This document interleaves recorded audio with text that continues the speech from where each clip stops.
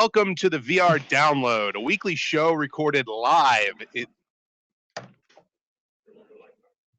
Again. Hello, everyone, and welcome to the VR Download, a weekly show recorded live in the Upload Virtual Studios, where we bring you the latest news, reviews, comments, and interviews from the VR industry.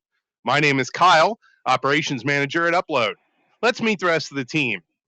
Over here to my far right.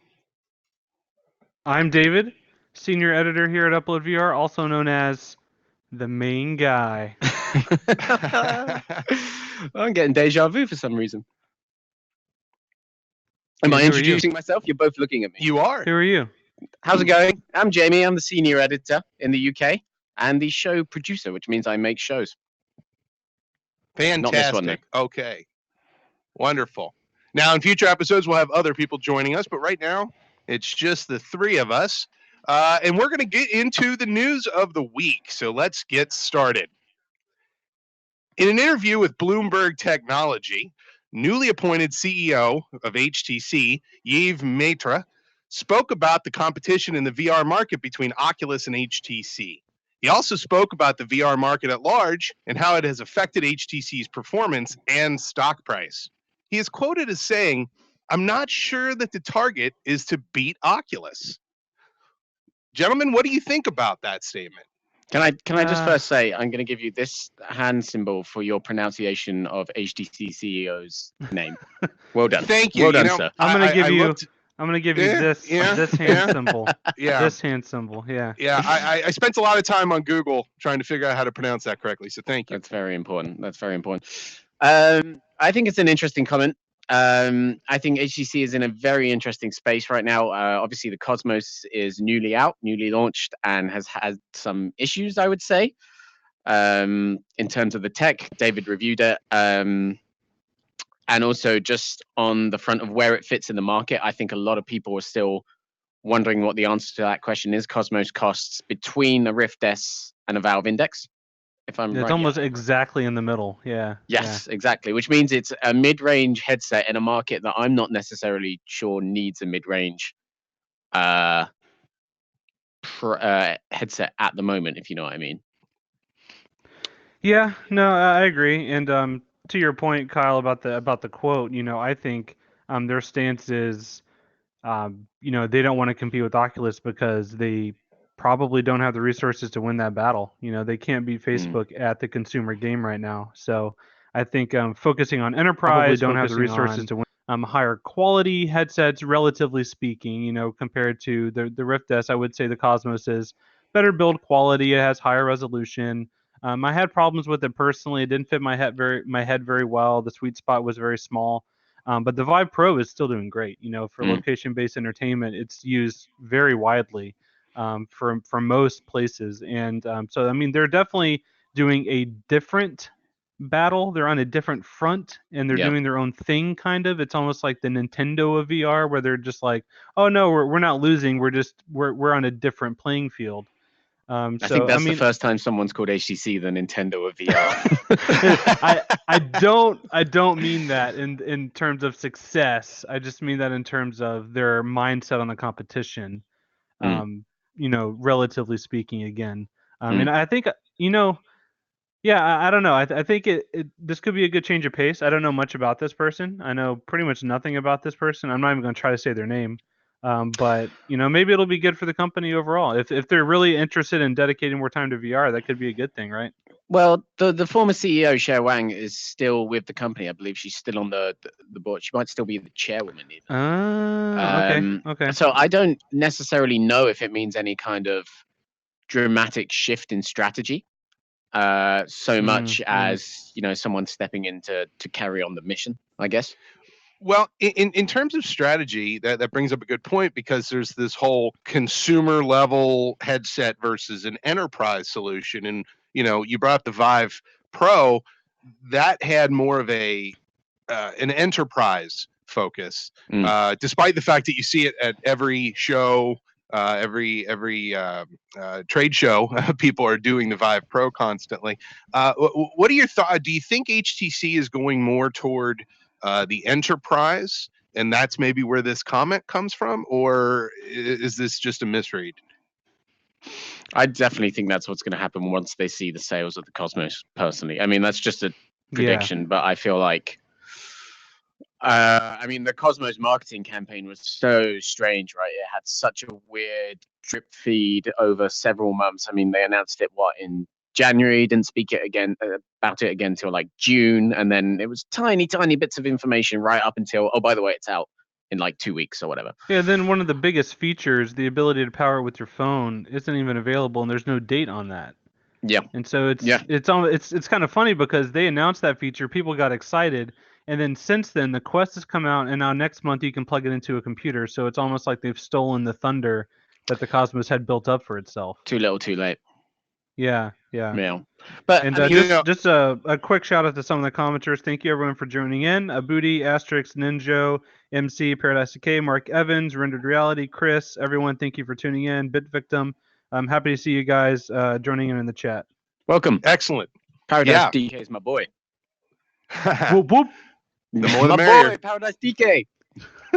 Anyway, know, another big point of contention with the Vive Cosmos or the HTC Cosmos is it inappropriate to say Vive Cosmos? No, that's the name. It's the Vive Cosmos. Yeah, it's the Vive. Okay, Cosmos. So it's going to continue to just be that Vive line, but the battery life for the controllers. Originally it was reported as giving only 2 to 3 hours of life from 2 AA batteries per controller.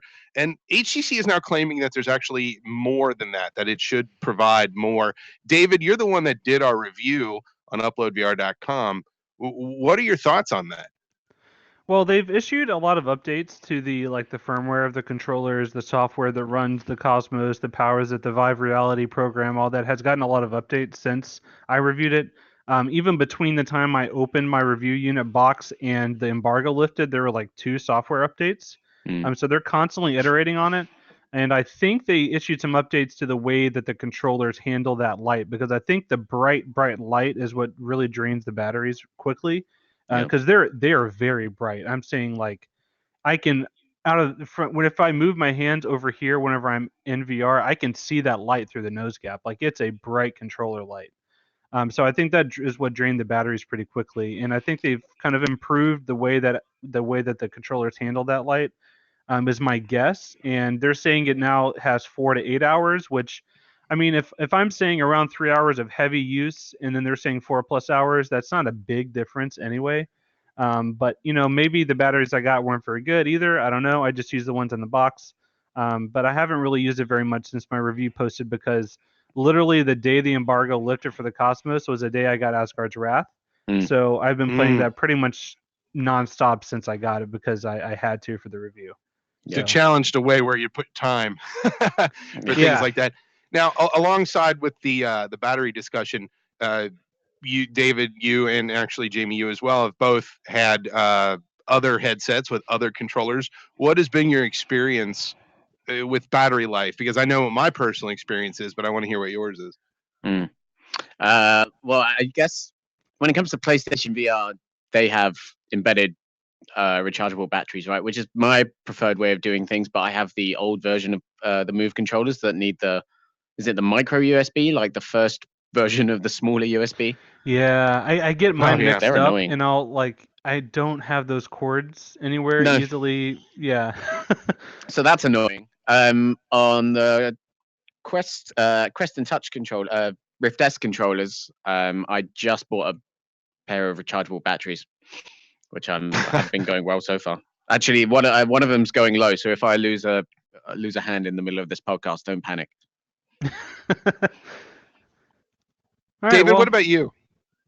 For me, I like things that are embedded rechargeable. I'm a kind of person that usually tries to have a dedicated spot that I put all of my things. So I have, like a dock behind my TV in the living room where I hang my PSVR headset. I put my Move controllers, my DualShock charges, all right there. In my office, I've got a little corner where I have my Quest in its case, where I have it plugged in if I'm not using it.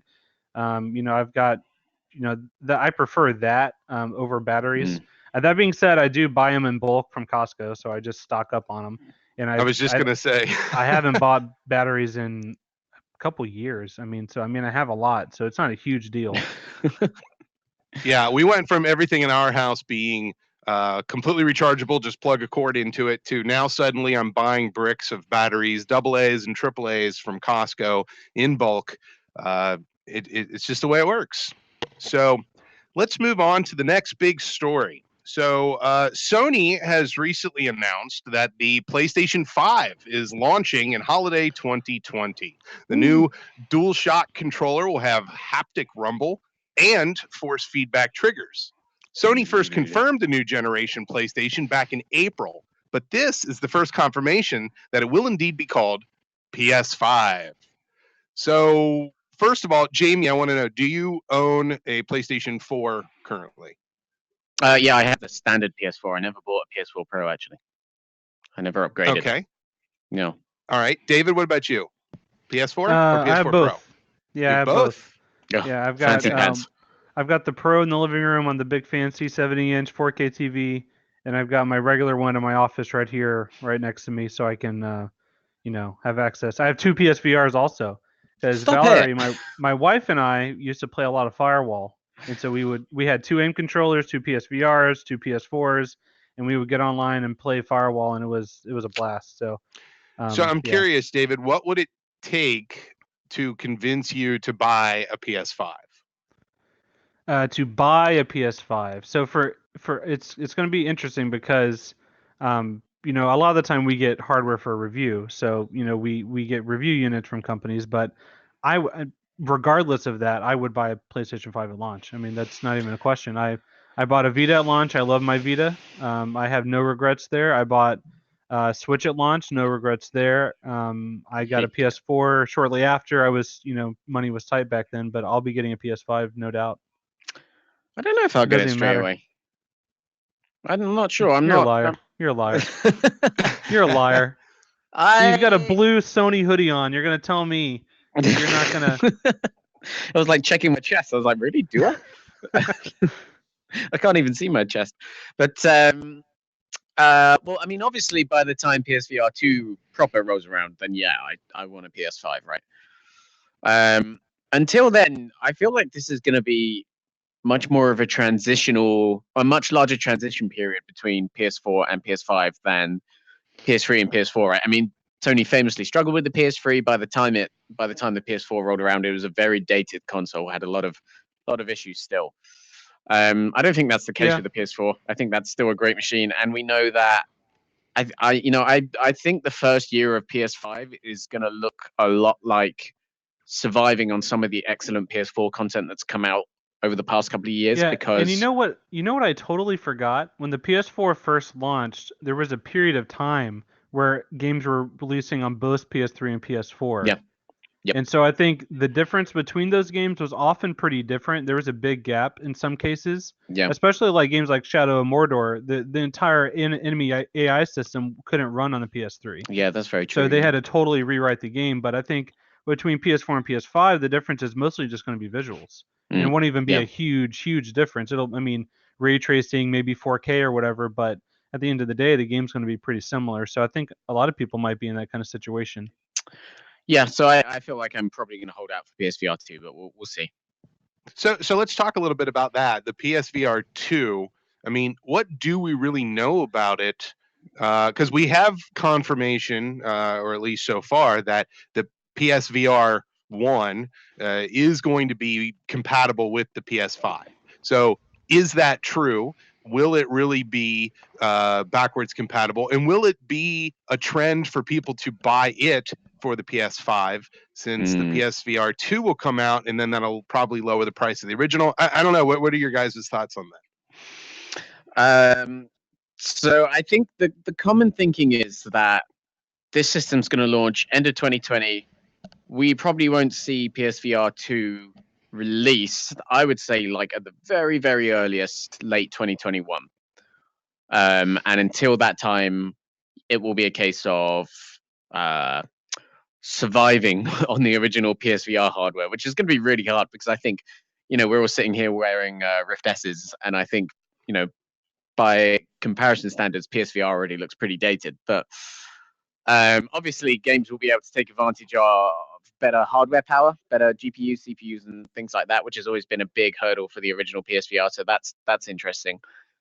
As opposed to like if it will be like a must-own product for the PS5, I think that's a really interesting question because the PSVR was launched very much under that kind of air quotes experimental kind of phase, right? Like it was very much let's release this and see how it goes, much like they did the PlayStation Move and even to some extent the PlayStation Vita.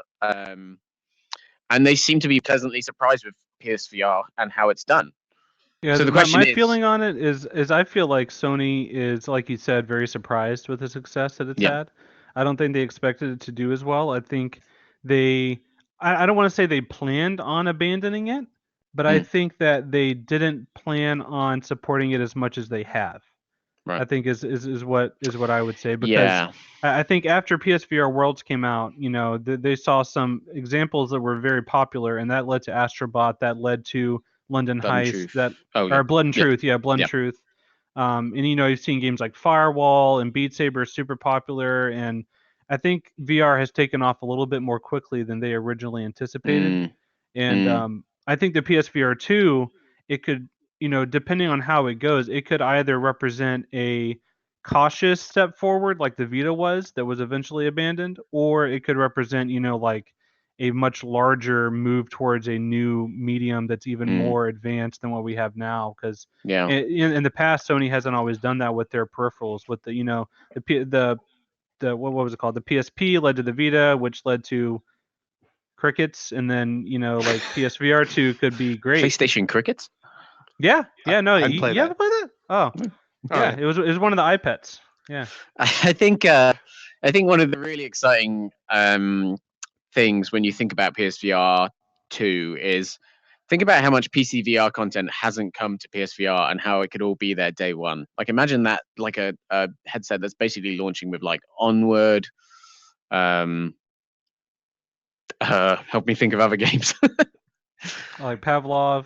Pavlov. Okay, yeah, that's the other obvious one. But yeah, I mean, a yeah, lot of the Oculus exclusive games like that, you know, none of those would even be possible at all. Yeah, that's a very game like true. Asgard's Wrath would not exist on a PSVR, just not possible. Yeah, no, I mean, I think we're really going to see the very, very limits of what PSVR can do pushed with Iron Man VR when it comes out next year, right? So, yeah. So the final piece I want to talk about with the Sony and PS5 and PSVR topic is what about that new patent that they just released with the tracking for the new PSVR? I mean, what are your guys' thoughts on? Because I personally feel like the Move camera and the tracking of the PSVR has room for improvement. So what do you guys think? Yeah, that's a really interesting patent. So for people that I've moved. Hello. Oh, there he is. So for people that didn't realize, this patent had pictures of a new design of a PSVR, looked very similar to the original design, but it had two cameras on the front of the headset. And then some really, really, really interesting camera placement other than that. So there were cameras in the motion controllers and a camera on the back of the Halo strap as well, which I think is fascinating. And then also the original camera that you would track today with the traditional PSVR. So, I mean, obviously it's a patent. You have to kind of take everything with a pinch of salt there. I mean, it's by no way confirming exactly what their plans are for the next generation of PSVR. But I do feel like some sort of mix of like both inside out tracking and outside in tracking would be really, really interesting. I don't know about you, Carl. I don't know how you'd feel about something like that, because that's a mix of like the convenience of inside out tracking, maybe with more stability afforded by the other way around as well. I feel like it's definitely an asset to include multiple types of tracking, especially when you can't really anticipate or control what people's room that they're going to use this in is going to look like. So having multiple types of tracking, I think, is actually going to be an asset because there's difficult things with each type of tracking. There's different types of light problems. There's occlusion issues. There's certain materials are not reflective enough. Certain cameras can't see certain things. So yeah, there's a lot of challenges there. So I think having multiple methods would actually be pretty valuable. David, do you have any thoughts on that? Oh, I definitely agree. Yeah, I think multiple methods would be really nice, and probably a good idea, and it would definitely aid the backwards compatibility for sure. All right, well, let's move on to the next story. Minecraft Earth, the upcoming mobile AR game based on the incredible popular Minecraft series, went into closed beta a few months ago. The big question is if Minecraft fans will be drawn to play in this format, or will it simply be another Pokemon Go clone? Now, David, I'm going to start with you. Did you play Pokemon Go? For a couple weeks, I wasn't a huge fan, and I'm still not. It just it doesn't appeal to me a whole lot. The things that I liked about Pokemon, growing up was mostly just nostalgia, and having them on a phone app, I don't know, it wasn't the same. So it didn't have a lot of staying power with me.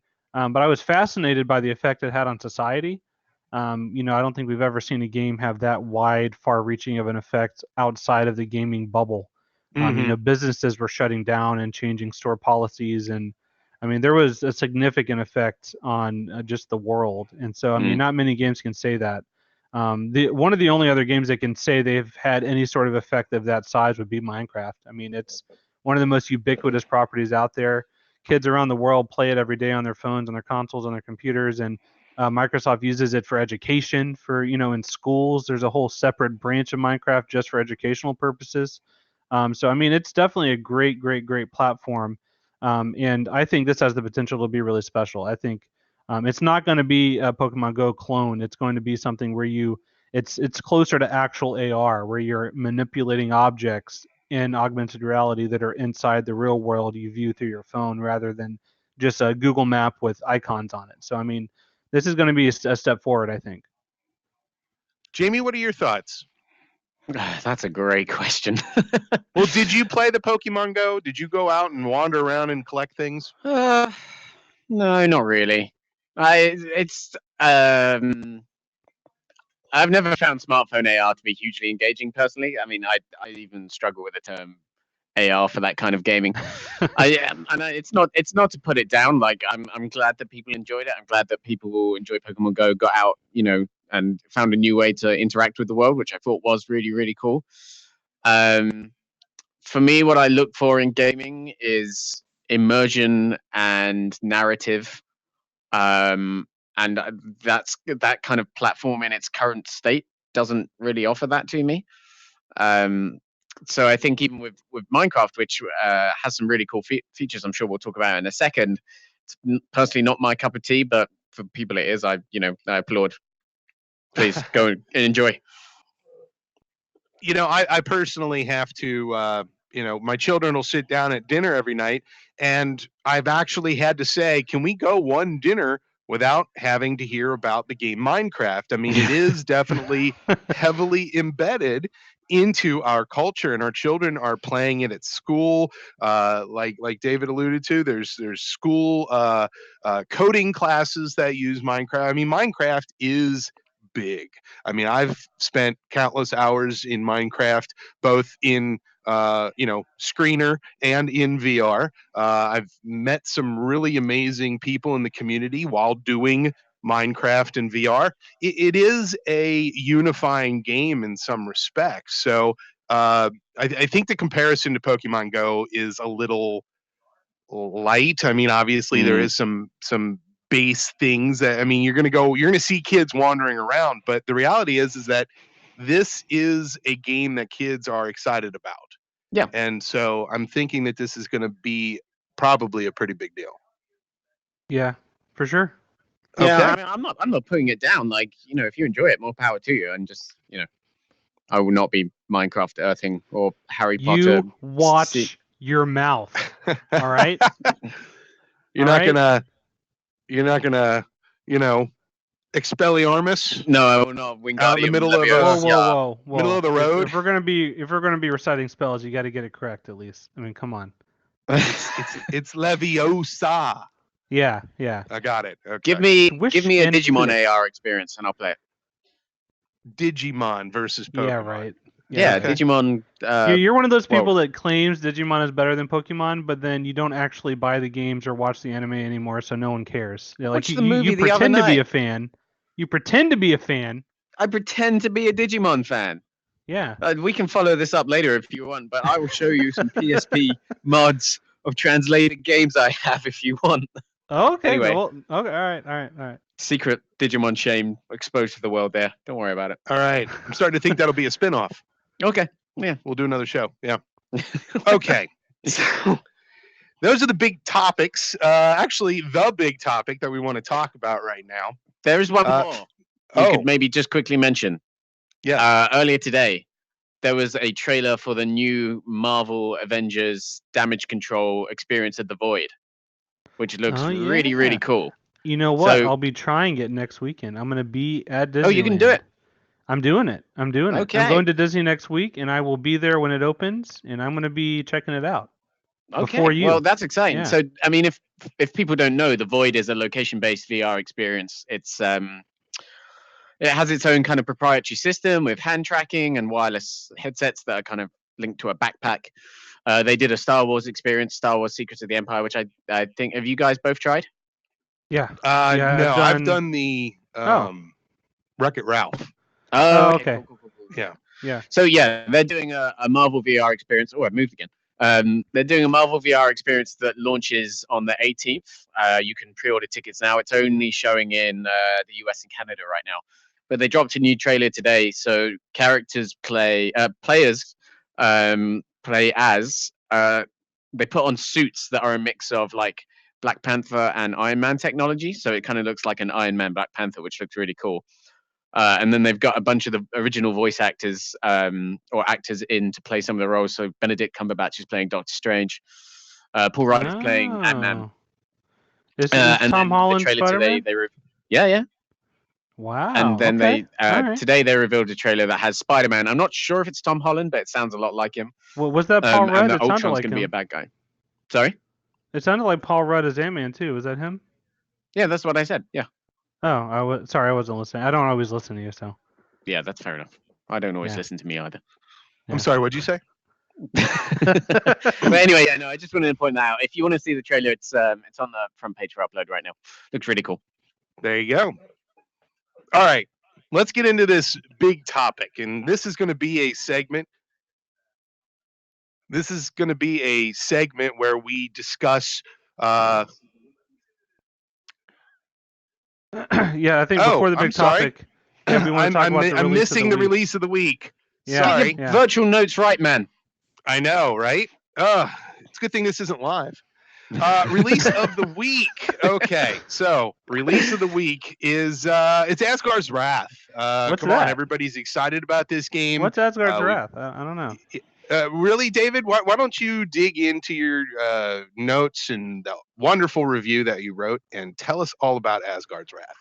Yeah, so even though we haven't even mentioned the game yet, that's about half of what the chat's been talking about, how much they love Asgard's Wrath. So the game Well, we're came out giving you last what you night. want. Let's talk. Yeah, the game just came out last night. It is an Oculus Rift exclusive, only an Oculus Home. It does work through Revive, so if you have an Index or a Vive, you should be able to play it. Preferably a Vive if you have, or I mean, preferably an Index. If you have a Vive, those touchpad controllers don't really work very well with a game like this. It's very stick-oriented. It only has smooth locomotion, no teleport. But what the game is, Asgard's Wrath is an action-adventure VR RPG made from the ground up for VR by Sanzaru Games, the same developers behind Ripcoil, VR Sports Challenge, and Marvel Powers United VR, which, if I list those three out, you're going to think, meh. But let me tell you that this game is easily the best VR game I have played so far, like in general. I was blown away. Blown away, yes. Easily. Move aside. Easily. Move aside every other game. Move aside. I'm drawing a blank here. Skyrim. Move aside Skyrim. Skyrim again.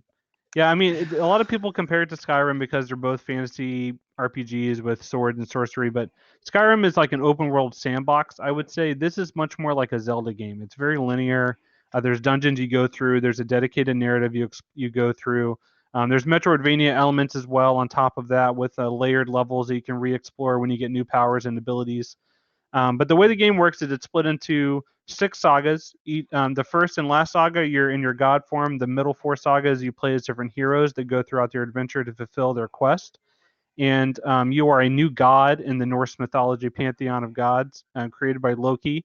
You're the god of animals, so you have the ability to transform an animal follower from like a creature. So like wolves, and you can find like a dragon or an owl or an eagle or Hamster? frogs and no hamsters, no hamsters. Ah, Yeah. And you can create like a humanoid little creature that follows you around, fights for you, solves puzzles, and it's so cool. I mean, it's just there's so much to the game. I spent about 25 hours just getting through the main storyline, and there, according to my save file, I've completed 36% of the content after 25 hours. Can you have a That's giraffe? how. Say that again. A giraffe? A giraffe. I mean, I wasn't that's a going to tall spoil order, it. man. I wasn't going to spoil it, but yeah, I mean, it's a crazy game. I mean, I've been thinking about it ever since. I want to keep playing. And instead, Heaney is making me sit here in this studio talk to you guys when I could be fighting gods and stuff. But it is what it is. I mean, 36%. You haven't even played half the game. I mean, Yeah, that's technically, crazy. Yeah. I mean, there are like entire dungeons that you can stumble across that are totally optional that could take like 2 hours to get through. Like I found one where I got this unbreakable shield at the end of it that had a really cool backstory about one of the hero's brothers and avenging their death and going through all this stuff. And it was totally, irrelevant to the main story. Like there is so much lore and so much content packed into this world. It's so dense. It's amazing. So is there, something that a lot of people talk about when they talk about long games is grinding. Does Asgard's Wrath have a lot of grinding? And if so, is it necessity for you to be able to move on to the next? Yeah. A quick answer to a question. Aaron is asking if these are Oculus avatars. Yes, they are. Heaney from Upload built this app in Unity. So we are using Oculus Rift S headsets. We're going to be expanding support eventually. But yeah, this is a custom-made studio that we made, and we're using Oculus avatars for easy, use. And so, but to your question about grinding in Asgard, it's pretty much all optional. So like the main quest is all custom-made content. So you go from like one level to the next. You fight enemies, you solve puzzles, and you don't have to redo any of that stuff if you don't want to. So you can go back and re-explore an area to find passages that you couldn't access before. But to actually go back through and grind and replay stuff and fight enemies over and over, there's none of that. So like the leveling process is done through your gear upgrades, but it's pretty much all optional. Like you don't have to get the best swords if you don't want to. You don't have to go farm for resources to get some item that you need to get farther. Like that doesn't exist. It's all just, finish the dungeon, do the puzzles, fight the enemies, defeat the boss, go on to the next saga. And that takes over 20 hours for most people, I would think. I played on medium, which requires parrying attacks to get their shield down for enemies. On the easy setting, you can chip away and just, waggle and kind of get rid of their health slowly. But on medium and hard, you have to actually time your parries to stun them in order to really do damage. And so that contributed to, I did have some boss fights that I died more times than I would like to admit. But there's some tough moments in the game. It's not easy. See, this will be me playing on easy. You know what? I should have tested it because I don't know if that will work, because the game does like require like a certain amount of distance for your hand to move and some velocity for a swing to work. But on easy, I don't know. Maybe that's not the case. Yeah. Yeah, I had an opportunity to play it for, I don't know, maybe 20 minutes or so at an event on the Oculus Rift S, and I'll tell you, I was blown away at the little bit of time that I played it, and I was really excited to be able to play it. Now, Jamie, have you had a chance to check it out yet? So I actually have played about half an hour of it now. I had not yesterday, but now I have played half an hour of it, so I can comment. I think it's very nice. I think graphically, so there's this interesting topic to be talked about here about Oculus Studios kind of stepping up its game, right? There was in 2017, I think Oculus Studios released like one exclusive game a month, wasn't it? Something like Yeah, that, every David? month. Yeah. And it was cool. A lot of the games were, graphically very polished, but they weren't very long. I mean, Robo Recall was kind of long, but the rest of them were all kind of, 1 or 2 hour affairs, right? Right. And that was all part of like a search for what players want in VR, wasn't it? Pretty much, it was let's dip our toes in with this assortment of games and see what we should stick to and keep going with. And obviously, one of the answers they came to was Asgard's Wrath. And I got to say, within playing it for half an hour, I really got that sense of this was a commitment from Oculus rather than an experiment. Like this was a Yeah. full game. Like, I mean, it's such a overused term in VR right now. What is the full game? But I definitely got the sense as I was walking over the Rainbow Bridge and just like taking in like the detail and the architecture there just in the opening moments, and then the character models and the boss fight going forward.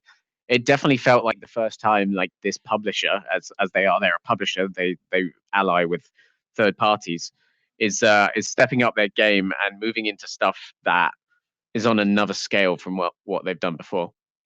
Yeah, I mean it's one of the first VR games where I feel like, think in your head of like your favorite video games, your favorite video games that are single player story driven.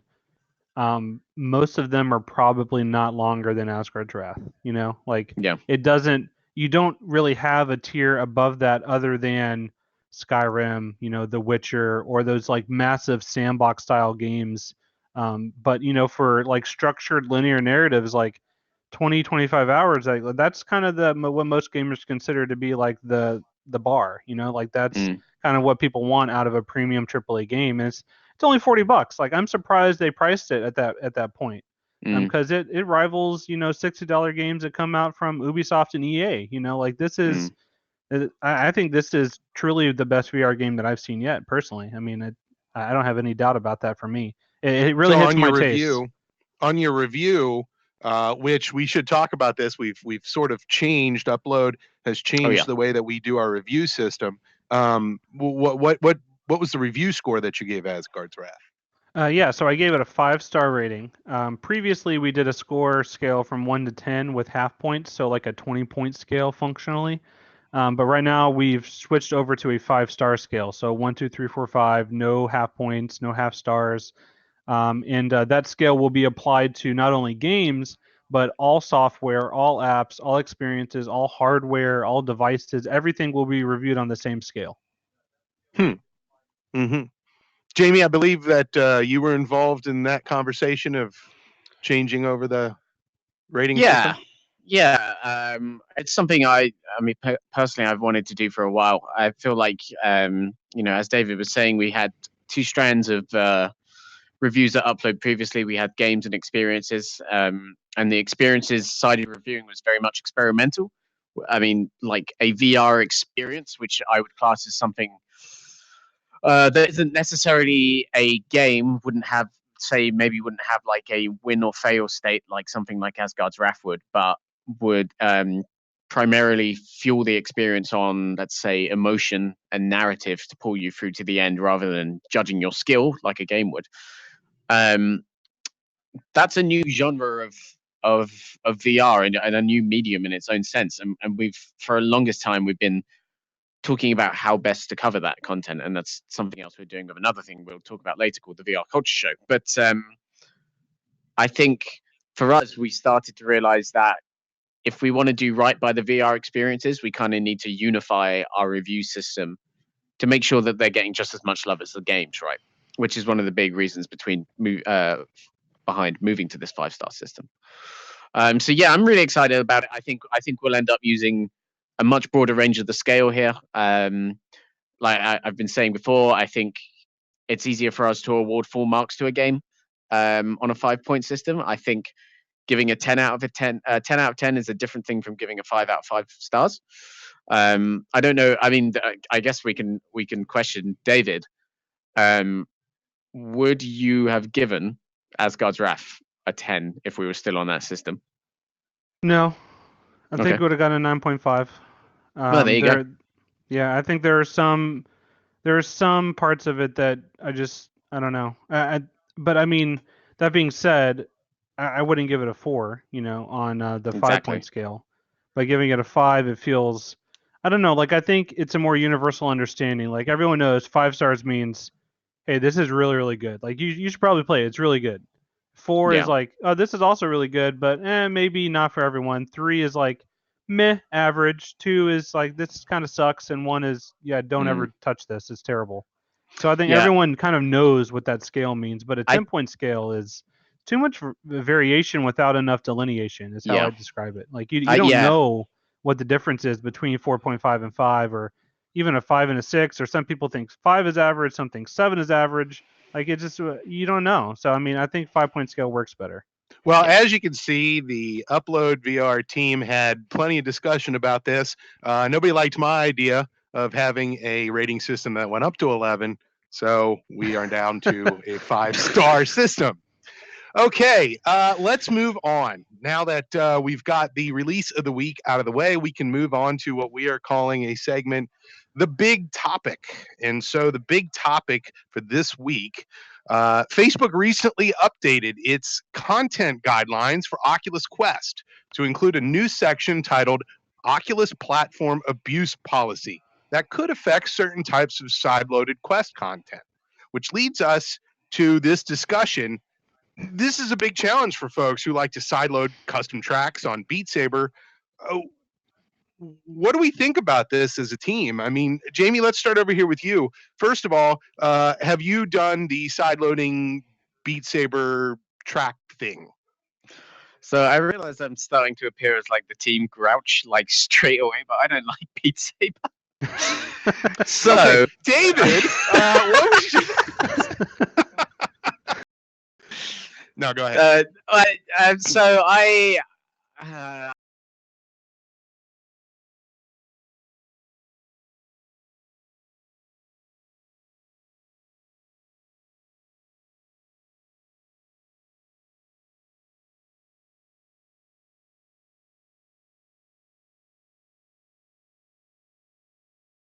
fan dream into just this whole, for lack of a better term, metaverse of possibilities, right?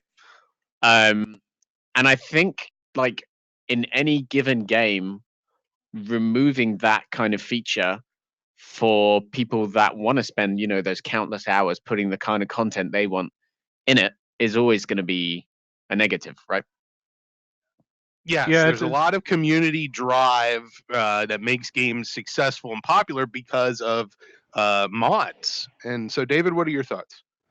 Yeah, I mean, it's one of those things where like if there was any potential thought that there would be issues, Oculus should have just shut down the ability to mod Beat Saber to begin with, because if they're going to start taking away that ability now after people have developed these libraries of songs that they love and then potentially not be able to access them, that's I don't know. Like I can understand the consumer mindset of like, I bought this game, I bought this headset for this feature, and now you're going to take it away. Like regardless of the legal implications of it, just from a business perspective, like that's not good customer service, like you're taking away the one thing someone paid potentially $450 for.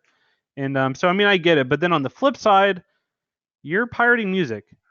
So I Yeah, mean, like yeah. it's hard to really feel that bad. Like I mean, if the songs are popular enough, hopefully Beat Games can reach out to those artists and create custom tracks and license the music and get those artists paid, because that's the right way to do it.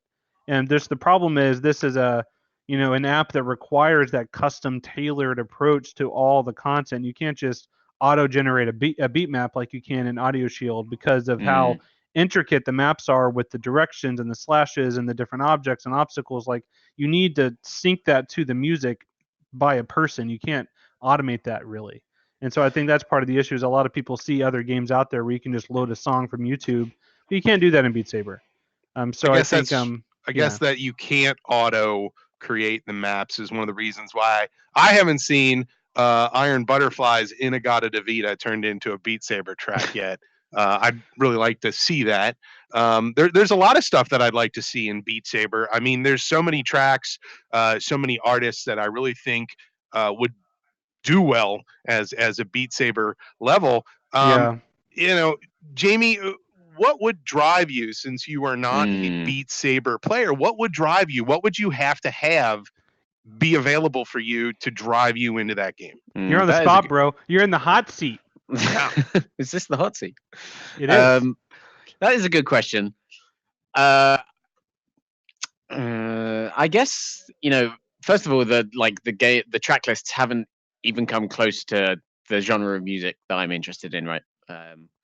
Not that I don't think much classic rock probably really fits Beat Saber, but I think for me, I'd love like a Metallica track back or something. That would be Ooh. really, really good. Can you imagine? Like, I mean, I know that makes Mm. me sound like the most normal person ever, but like Master Master of of Puppets, Puppets. yeah, Yeah. Oh, wow. That would Yeah. be excellent. that would be insane. Yeah.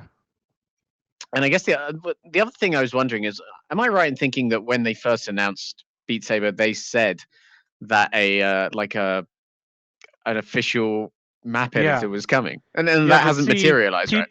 people forget though. I believe that is the ability to create your own versions of songs that are in Beat Saber. You can't Oh, upload your own music. You can create your own tracks based on existing music. I could be wrong, but and I so think that's is that how. in the game now? No, not yet. No, they announced that I forever mean, ago. There's still no they promised multiplayer that. either, and they announced that a year ago, basically. See, that's why they need mods, so people build the things they promise. It's like Bethesda. I mean, that's yeah. I mean, I love Skyrim, but I can't play it without mods anymore. Like that, Yeah. it's just not. Yeah. So currently, what happens is if you install a mod for Beat Saber on your Quest, and then they update the software, it kills all the mods. Is that correct?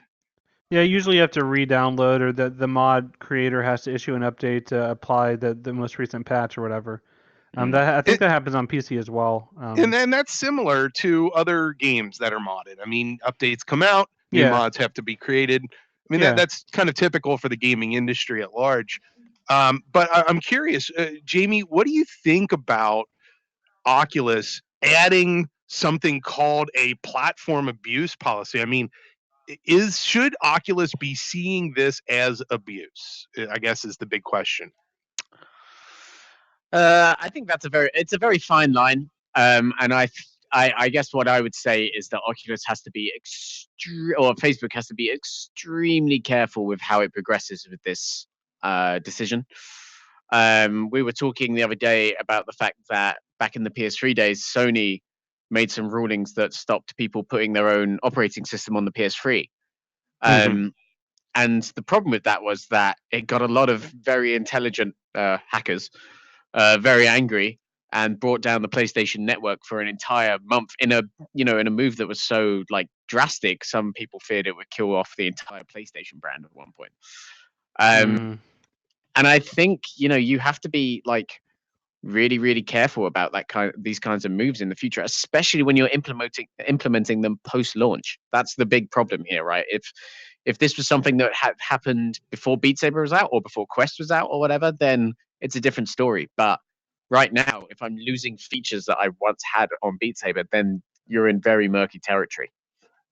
So, And David, I want to know: do you think that there is that this is indicative of Oculus being stricter, or is this just them covering their own keisters? I think it's probably the former. When the Quest launched, they told people like, we're not going to release every app on the Quest. There's going to be a stricter curation policy, and it's going to be more console-esque. And some apps have been resubmitted that got rejected, like Richie's Plank Experience. They had to resubmit that after initially getting rejected. So it's not always the concept that they're rejecting, but rather the performance or the implementation, or not doing enough to make it comfortable, or not doing enough to adapt it for standalone 360, or whatever the case may be. That also applies to mods. Like they issued that new update, like we're talking about, and whenever you logged onto your Quest, you would see a message that said, like illicit modding or whatever could result in your Oculus account getting, restricted or banned or whatever.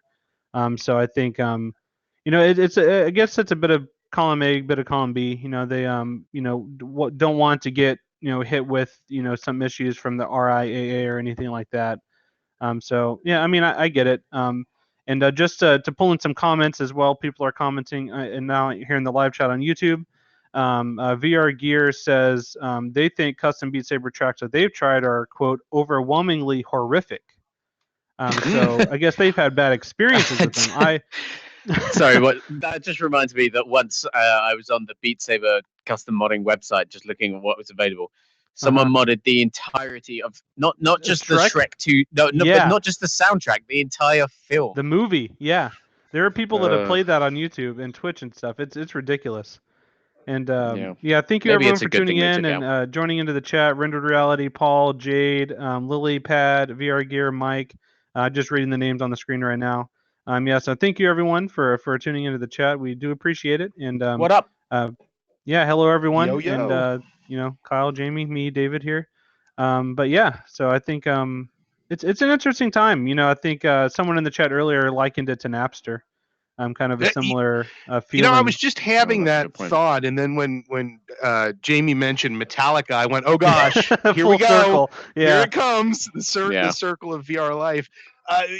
Having Napster, that comparison, Beat Saber is pushing. I watched my 14-year-old daughter purchase the Panic at the Disco DLC on now, hold on, PlayStation. Hold on. So it's stylistically, it has to be spelled Panic ! At the Disco.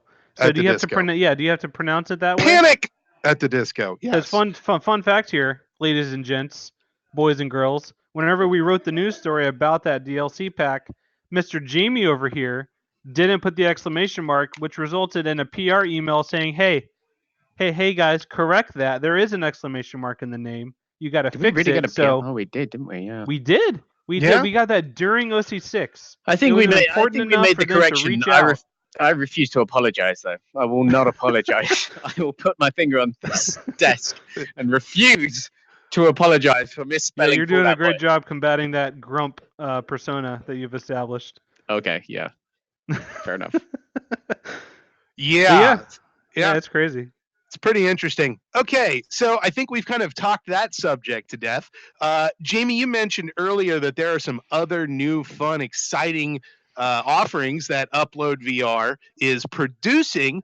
And why don't you give us a rundown and tell us all about those things? Yes, I did, Kyle.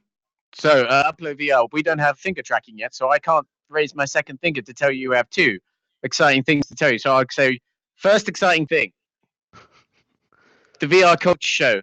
It's live now on YouTube. It's a very, very cool new experimental thing we're doing, which highlights not just VR games, but new experimental VR experiences. Now, there are loads of really, really good VR movies, VR in medicine, VR in business, all these kinds of crazy applications that are incredible and, quite often go beyond what you can do with a VR headset at home as well. And we are trying to find the best way to give those the same kind of coverage and love that we give games, because primarily we are a gaming website. Asgard's Wrath has probably been our biggest article of the week so far, if I'm allowed to reveal such information. And we want to make sure that we're giving equal love to the other sides of the industry that are doing work that's just as important. So that's what the VR Culture Show is. The first episode is up now. Myself and our video editor, Zena, shot it at the Raindance Film Festival in London. We ran through 4 or 5 really, really cool VR experiences out there. We talk about how you might be able to see them in the future. We interview some of the developers. And we've just been out today in London shooting episode 2, which hopefully we'll be bringing to you soon. So I'm excited about that. Okay. Announcement number, I guess I could do that. Announcement number 2. Or you could do You can always do this, yeah. Oh, I could do that. Or just 2 times. I don't know. No one counts thumbs, do they? Anyway, announcement number 2. We are doing another VR showcase. Now, what is a VR showcase, you ask? Good question, I'll tell you. Yeah, Jamie, what is a VR showcase? Thank you for asking, David. I'm glad you asked that question. A VR showcase is a little like a Nintendo Direct for VR, if you've seen Nintendo Direct, or a Sony State of Play. The idea being that there's no great place to announce a bunch of crazy, cool, exciting VR games right now. So we decided we should do it ourselves, and we did that at E3, and we had the E3 VR showcase, and it was fantastic. And we announced how many people watched it live, Jamie? 16,000, David. I'm glad you asked that question. 16,000 people were watching live. I legitimately thought about 5 people would watch it live, but it was 16,000, which I was pretty happy with. We've got over 50 right now. Over 50? Well, Okay, well, over 50 people know that on November 27th, I'm going to bang this table. On November 27th, you must what we haven't decided on the final time yet because we're not that organized. You must watch the VR showcase. We will announce new games coming in 2020, games still coming in 2019, trailers for games you've seen already, announcements, new gameplay, Maybe some interviews. maybe some interviews. I got a little thing in my throat. Hang on. And it's going to be great. And I'm really excited about it. It's crazy that we're doing it again so soon after E3. And yeah, we've been, talking to developers over the past week, trying to put some things together. And I think we've already got some pretty exciting announcements. So please join us. I will be ramming it down everyone's throats between now and November 27th. By the time it's here, you'll be sick of it. But as long as you watch it, I don't really care. Yeah, we've got some quick comments from people here. Rendered Reality says we should get Facebook to send us their tech for the really advanced eye and face tracking for the show. Oh, that I would be love that. awesome. That would be so really cool. So hey, get Marky Boy on the phone. Let's talk to Zuck. Let's get that tech, and we can do it. Robert Dodge says the trailer for Predator VR looks cool. Oh so yeah, we hopefully didn't talk about that turns out nice. Mike is a fan of the Museum of Versailles that Google just released recently. Yep. Jade lives in London, so you might run into Jade. Who Yo, knows? Jade! Jade KVR. VR Gear, W-Man, they both love the E3 showcase. They W-Man says they specifically wish listed some stuff because of the showcase. So we're making a difference. It's nice to hear that. And Cool. Lily says we should do a skit where we interview the headsets themselves. That's not a bad idea. That is a fantastic idea. Lily pad. All right. You're hired, consultant. I like that idea.